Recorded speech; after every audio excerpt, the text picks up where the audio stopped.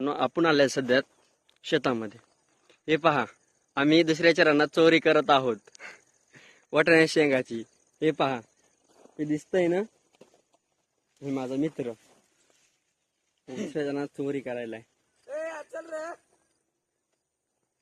तुम्हाला पण यायचं असेल, तुम्हाला पण गावाकडली मजा बघायची असेल, जर शहरातले असताल तर एकदा नक्की गावाकडे येऊन बघा. नवीन सीझन आले ढाळ्याचं. हे पहा, आम्ही ढाळे पण घेतल्यात.